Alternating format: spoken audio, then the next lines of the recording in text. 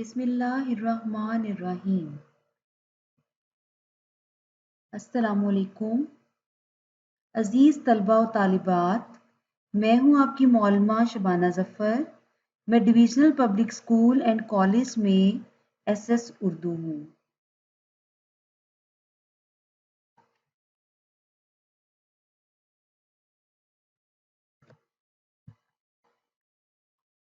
سر سید احمد خان، علامہ محمد اقبال اور قائد اعظم محمد علی جناح۔ ایک ٹھنڈک سی انہیں حاصل رہے زیر زمین، آئے فردوس بری سے قبر میں موج نسیم۔ رات دن رکھے خدا ان کو بڑے آرام سے، رات دن مدفن پہ برسے رحمت رب کریم۔ مغلیہ سلطنت کے زوال کے بعد مسلمان ایک پسماندہ قوم بن گئے۔ اس مشکل وقت میں اللہ تعالیٰ نے مسلمانوں کو سر سید احمد خان، قائد اعظم محمد علی جناح اور علامہ اقبال جیسی عظیم شخصیات عطا کیں، جنہوں نے مسلمانوں کی ڈگمگاتی کشتی کو ساحل تک پہنچانے میں اپنا اپنا کردار ادا کیا۔ ان کی پرخلوص قیادت اور عمل پہم کے نتیجے میں 14 اگست 1947 میں پاکستان دنیا کے نقشے پر ابھرا۔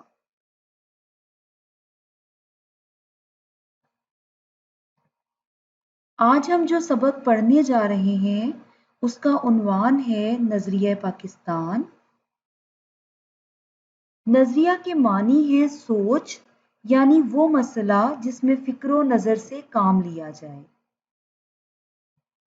اس سبق کے مصنف ہیں ڈاکٹر غلام مصطفیٰ خان۔ ڈاکٹر غلام مصطفیٰ خان کا سال پیدائش 1912 ہے۔ آپ جبل پور میں پیدا ہوئے۔ آپ نے 1947 میں پی ایچ ڈی اردو میں کیا۔ آپ نے اردو، فارسی، عربی اور انگریزی زبانوں میں 100 سے زیادہ کتب تصنیف کی۔ ان کی کتب میں سید حسن غزنوی، حیات اور کارنامے، سراج البیان، اقبال اور قرآن اور تنقید و تحقیق اہم ہیں۔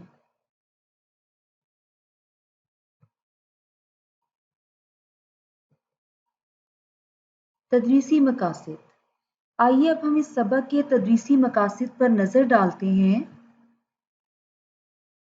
اس سبق کو پڑھانے کا پہلا مقصد ہے آپ کو نظریہ پاکستان کے مفہوم سے آگاہ کرنا، آپ کو پاکستان کی تشکیل کے مقاصد سے واقف دلانا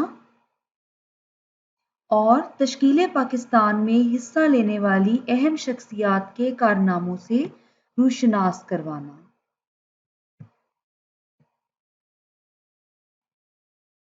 اب ہم اس سبق کی بلند خوانی کریں گے۔ بلند خوانی کے معنی ہے بلند آواز سے پڑھنا۔ بلند خوانی سے تلفظ کی ادائیگی بہتر ہوتی ہے اور تلفظ کی اغلاط معلوم ہو جاتی ہیں۔ تلفظ کی ادائیگی کو بہتر کرنے کے لیے لغت کا استعمال کریں۔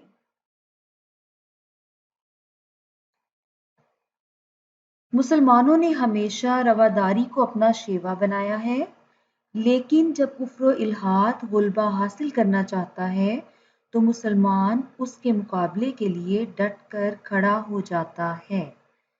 بادشاہ اکبر کی بیجا رواداری اور ملکی سیاست میں ہندوؤں کے عمل دخل کی وجہ سے ملک میں کافرانہ طور طریقے اس قدر رائج ہو گئے تھے کہ مسلمانوں کی آزادی خود ان کے دینی معاملات میں بھی ختم ہو گئی تھی۔ چنانچہ اکبر کے آخری دور میں اسلام کی سربلندی کے لیے حضرت مجدد الف ثانی کھڑے ہوئے۔ آپ نے جہانگیر کے زمانے میں محض دین کی خاطر قید و بند کی سختیاں جھیلی اور اسلامی قدروں کو نئے سرے سے فروغ دیا۔ ان کے اثر سے شاہ جہاں اور اس کے بعد اس کا بیٹا اورنگزیب دین کا خادم بنا، لیکن اورنگزیب کے بعد ہی اس کے بیٹوں کے باہمی نفاق اور کمزوری کی وجہ سے مغلیہ سلطنت کا زوال شروع ہو گیا۔ مرہٹوں اور ہندوؤں کے کئی گروہوں نے سر اٹھایا۔ انگریزوں نے اپنے قدم جمائے اور ملک میں انتشار پھیل گیا، لیکن ایسے گئے گزرے حالات میں بھی قوم کو فروغ دینے اور اسلام کو سربلند کرنے کے لیے کوششیں جاری رہیں۔ چنانچہ میسور کے سلطان حیدر علی اور اس کے بیٹے سلطان ٹیپو نے نہ صرف ہندوؤں اور انگریزوں کا مقابلہ کیا بلکہ افغانستان، ترکی اور پھر فرانس کو بھی اپنے ساتھ شامل کرنے کی کوشش کی، لیکن ملک کے دوسرے سرداروں نے ساتھ نہیں دیا اور انہیں کامیابی حاصل نہ ہو سکی۔ اس نثر پارے میں سے ہم مشکل الفاظ کے معنی یاد کریں گے اور اس کے علاوہ مختصر سوال جواب بھی تیار کریں گے۔ سب سے پہلے ہم اس سبق یا اس نثر پارے کے جو ابھی ہم نے پڑھا اس کے مشکل الفاظ کے معنی دیکھتے ہیں۔ رواداری، بے تعصبی، الحاد، دین سے پھرنا، شیوا، شعار، رائج ہونا، جاری ہونا، محض، صرف، سختیاں، تکالیف، مشکلات، فروغ دینا، بڑھانا، پھیلانا، ترقی دینا، نفاق، نااتفاقی، قدم جمانا، قبضہ کرنا، بیجا، غلط، ناجائز، خادم، خدمت کرنے والا، نوکر، ملازم، زوال، تنزلی۔ لغت کی مدد سے مکمل سبق کے مشکل الفاظ کے معنی تلاش کریں اور لکھیں۔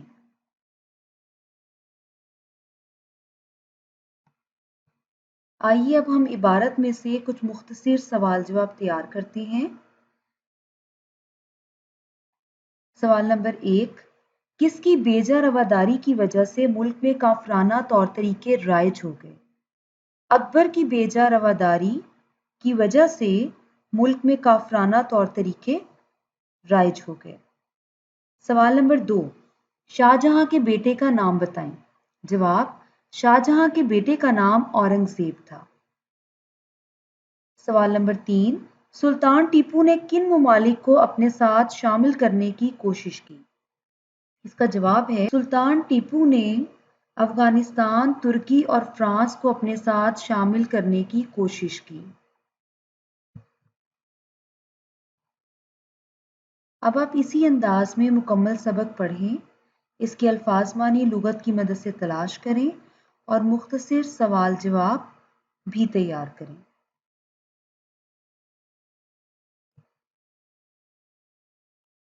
بورڈ کے پیٹرن کے مطابق اردو کے پرچے کا ایک اہم سوال یہ ہے، درج ذیل نثر پارے کی تشریح کریں، سبق کا عنوان، مصنف کا نام اور خط کشیدہ الفاظ کے معنی بھی لکھیں۔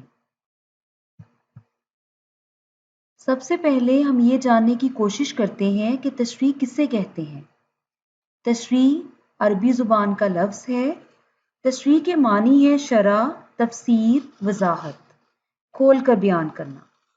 عبارت کو سہل الفاظ میں پیش کرنا تشریح کہلاتا ہے۔ دوران تشریح ہم معنی اقوال، آیات، احادیث اور اشعار کی صورت میں ایک دو حوالے بھی درج کیے جا سکتے ہیں۔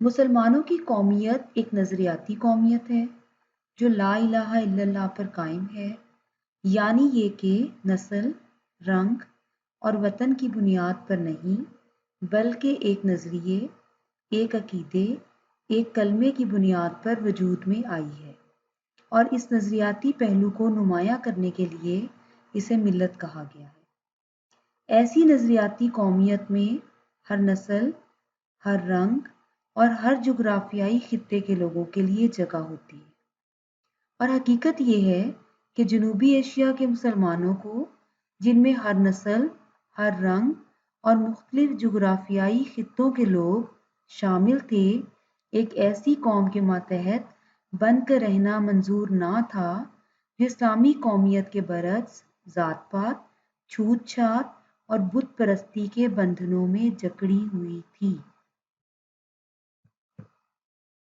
یہاں آپ کچھ الفاظ دیکھ رہے ہیں جنہیں خط کے ذریعے واضح کیا گیا ہے۔ یہ وہ الفاظ ہیں جن کے آپ نے معنی لکھنے ہیں۔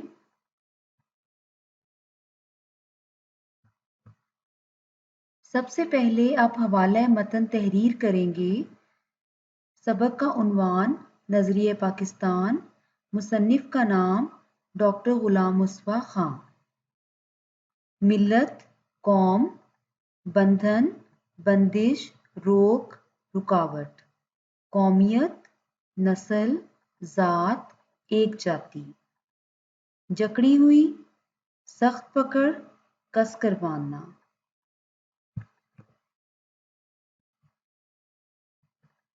آئیے اب ہم تشریح کی جانب بڑھتے ہیں۔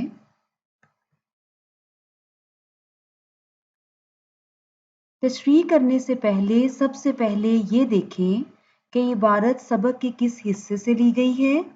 دہم جماعت میں سیاق و سباق نہیں لکھا جاتا، لیکن ہمیں چند جملوں میں عبارت کا ربط سبق سے قائم کرنا ہے تاکہ بات نامکمل معلوم نہ ہو۔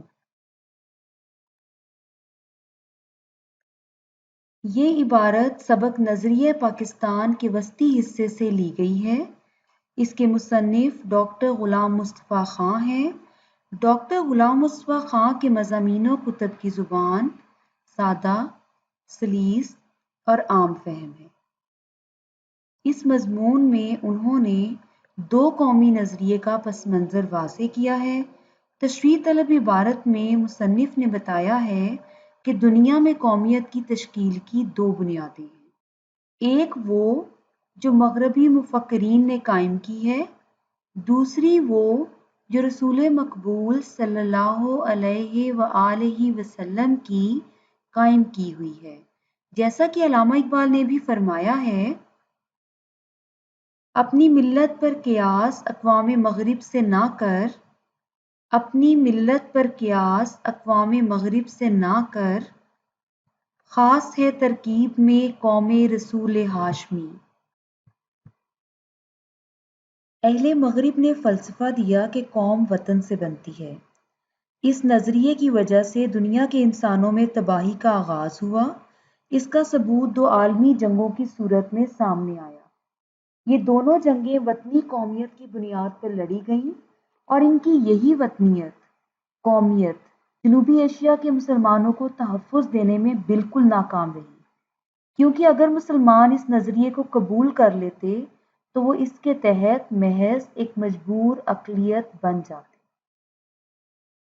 اور قومیت کی وہ بنیاد جو رسول مقبول صلی اللہ علیہ وآلہ وسلم نے ملت اسلامیہ کی تشکیل کرتے وقت قائم فرمائی اور جو مغرب کے تصور قومیت سے بالکل جدا ہے، دراصل مسلمانوں کی قومیت ایک نظریاتی قومیت ہے جس کی بنیاد کلمہ طیبہ لا الہ الا اللہ پر رکھی گئی ہے۔ یعنی یہ قومیت رنگ و نسل اور وطن کی بنیاد پر نہیں، بلکہ ایک نظریے، ایک عقیدے، ایک کلمے کی بنیاد پر وجود میں آئی ہے۔ اس نظریاتی پہلو کو نمایاں کرنے کے لیے اسے محض مسلمان قوم نہیں بلکہ ملت کہا گیا ہے، اور کلمہ طیبہ کو پڑھنے والے دنیا کے کسی بھی خطے میں رہنے والے ہوں اور کسی بھی رنگ و نسل سے تعلق رکھتے ہوں، وہ ملت اسلامی میں شامل ہیں اور آپس میں بھائی بھائی ہیں۔ یہ کلمہ ان کے مابین ایک روحانی رشتے کو قائم کرتا ہے جس کے سبب سب کے دکھ اور سکھ سانجھے ہیں، یعنی مشترکہ ہیں۔ ارشاد نبی صلی اللہ علیہ وآلہ وسلم ہے، تمام مسلمان جسد واحد کی طرح ہیں۔ اگر جسم کے کسی ایک حصے میں تکلیف ہو جائے تو پورا جسم بخار میں مبتلا ہو جاتا ہے۔ اس نظریاتی قومیت یعنی ملت اسلامیہ میں ہر نسل، ہر رنگ اور ہر ملک کے لوگ شامل ہوتے ہیں۔ خطبہ حجۃ الوداع جو کہ انسانی تعلیمات کا نچوڑ ہے، اس میں آپ صلی اللہ علیہ وآلہ وسلم نے فرمایا، کسی کالے کو کسی گورے پر، کسی عربی کو کسی اجمی پر کوئی فوقیت حاصل نہیں۔ در حقیقت جنوبی ایشیا کے مسلمان، جن میں ہر نسل، ہر رنگ اور مختلف خطوں کے لوگ شامل تھے، وہ ہندوستان میں ایک ایسی قوم کے ماتحت بن کر ہرگز نہیں رہ سکتے تھے جو خود بھی ذات پات اور چھوت چھات پر یقین رکھتی تھی، بتوں کی پوجا کرتی تھی، اور وہ لوگ دوسرے مذاہب اور دوسری ذاتوں کے لوگوں کو ناپاک سمجھتے تھے اور ان کے سائے سے بھی بچنے کی کوشش کرتے تھے۔ پاکستان بنانے کے پس منظر میں یہی نظریہ کار فرما تھا کہ مسلمان ہندوؤں سے بالکل ایک الگ قوم ہے، جن کا رہن سہن، تہذیب و ثقافت، رسم و رواج، کھانا پینا، اٹھنا بیٹھنا اور عبادت کا طریقہ سب ایک دوسرے سے الگ ہے۔ آپ بھی اسی انداز میں اس سبق کا کوئی ایک نثر پارہ منتخب کریں اور اس کی تشریح کریں۔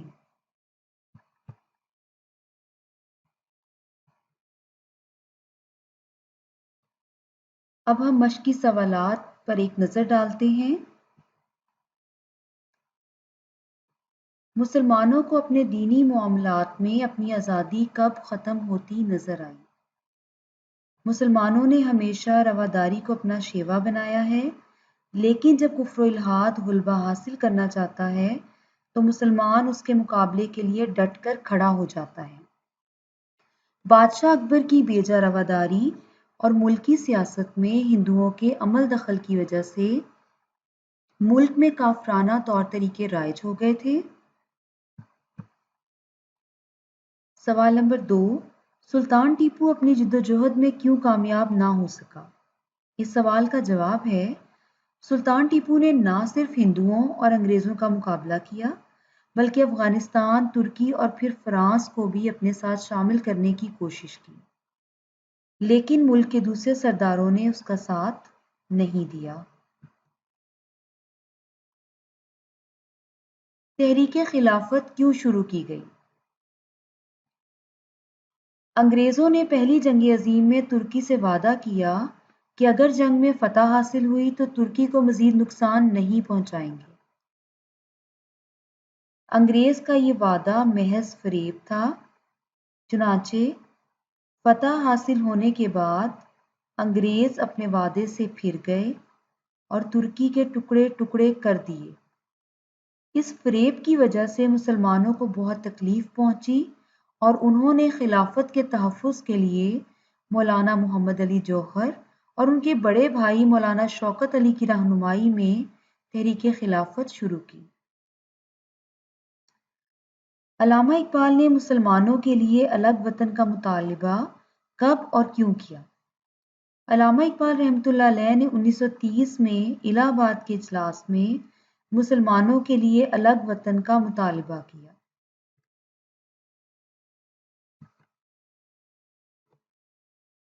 مسلمانوں کی قومیت کی بنیاد کیا ہے؟ مسلمانوں کی قومیت ایک نظریاتی قومیت ہے جو لا الہ الا اللہ پر قائم ہے، یعنی یہ کہ نسل، رنگ اور وطن کی بنیاد پر نہیں بلکہ ایک نظریے، ایک عقیدے، ایک کلمے کی بنیاد پر قائم ہے۔ نظریہ پاکستان کا مقصد کیا ہے؟ نظریہ پاکستان کا مقصد اسلامی اصولوں کی ترویج و اشاعت اور اہل عالم کے لیے مثالی مملکت کا نمونہ فراہم کرنا ہے۔ علاوہ ازیں نظریہ پاکستان کا مقصد پاکستان کو ایک اسلامی اور فلاحی مملکت بنانا ہے۔ ہمیں ایسا کوئی قدم نہیں اٹھانا چاہیے جس کی وجہ سے خدا اور اس کے رسول صلی اللہ علیہ وسلم کے سامنے شرمندہ ہونا پڑے۔ ہمارا جینا اور مرنا پاکستان کے لیے ہونا چاہیے۔ قومی مفاد کے سامنے ذاتی مفاد کو دل سے نکال دینا چاہیے۔ ہر قسم کی گروہ بندی سے بالا تر ہو کر تمام پاکستانیوں کی فلاح و بہبود کی کوشش کرنا نظریہ پاکستان کو فروغ دینا ہے۔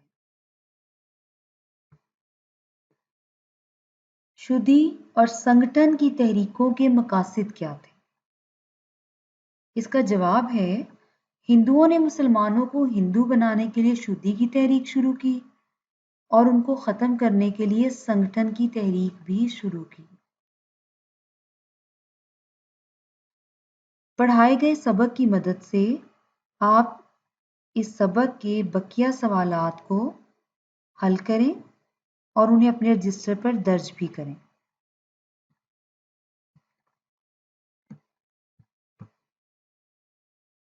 سبق کا خلاصہ بھی امتحانی نقطہ نظر سے بہت اہم ہے۔ سبق کا خلاصہ 1 تہائی ہونا چاہیے۔ اپنی طرف سے حوالہ جات، تاثرات، رائے یا تنقید کو شامل نہ کریں۔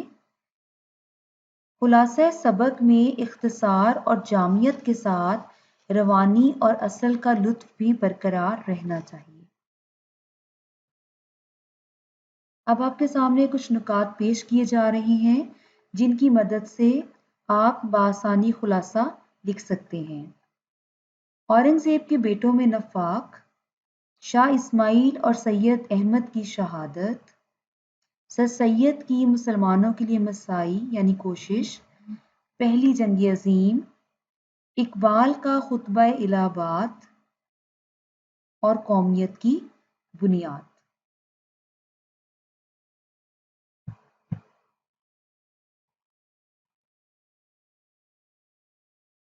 آپ کو گھر کے لیے کچھ کام دیا جا رہا ہے جو کہ مضمون نویسی پر مشتمل ہے۔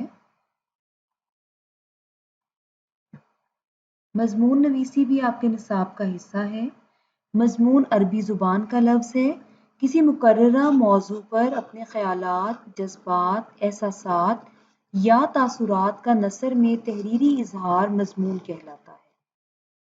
ان عنوانات پر جو آپ کو بھی دیے جائیں گے 5 سے 6 صفحات پر مشتمل مضمون تحریر کریں اور اس کے 20 نمبر ہوتے ہیں۔ طلبہ کو چاہیے کہ اس کی بہترین تیاری کریں۔ آپ کے مضمون کے جملے سادہ اور مختصر لیکن ادبیت سے بھرپور ہونے چاہیے۔ مضمون کو مکمل کرنے کے بعد ایک مرتبہ ضرور پڑھیں۔ جہاں ترمیم و تنسیخ کی ضرورت ہو اسے اس طرح پورا کریں کہ مجموعی طور پر مضمون کی خوبصورتی اور صفائی میں فرق نہ پڑے۔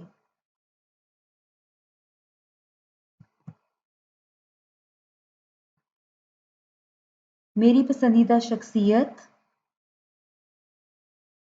دوسرا موضوع ہے علم کے فائدے اور سائنس کے کرشمے۔ ان عنوانات پر مضمون تحریر کریں۔ حوالے کے لیے آیات، احادیث اور اشعار بھی شامل کیے جا سکتے ہیں۔